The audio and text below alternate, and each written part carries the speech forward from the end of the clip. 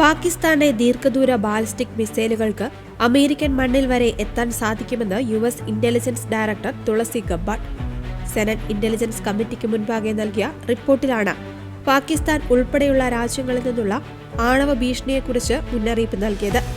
പാകിസ്ഥാൻ വികസിപ്പിച്ചുകൊണ്ടിരിക്കുന്ന ദീർഘദൂര ബാലിസ്റ്റിക് മിസൈലുകളിൽ അമേരിക്കയെ ലക്ഷ്യം വെക്കുവാൻ ശേഷിയുള്ള ICBMകൾ ഉൾപ്പെട്ടേക്കാം. റഷ്യ, ചൈന, ഉത്തര കൊറിയ, ഇറാൻ, പാകിസ്ഥാൻ എന്നീ രാജ്യങ്ങൾ തങ്ങളുടെ മിസൈൽ സാങ്കേതികവിദ്യ അതിവേഗം വികസിപ്പിക്കുകയാണെന്നും ഇത് അമേരിക്കയുടെ സുരക്ഷയ്ക്ക് വെല്ലുവിളിയാണെന്നും തുളസി ഗബ്ബാർഡ് വ്യക്തമാക്കി. 2035ഓടെ അമേരിക്കയ്ക്ക് നേരെയുള്ള മിസൈൽ ഭീഷണികൾ നിലവിലുള്ള 3000-ൽ നിന്ന് 16,000-ആയി ഉയരുവാൻ സാധ്യതയുണ്ടെന്ന് ഇന്റലിജൻസ് വിഭാഗം വിലയിരുത്തുന്നു. ഉത്തര കൊറിയയുടെ മിസൈലുകൾക്ക് ഇപ്പോൾ തന്നെ അമേരിക്കയിലെത്തുവാൻ ശേഷിയുണ്ട്.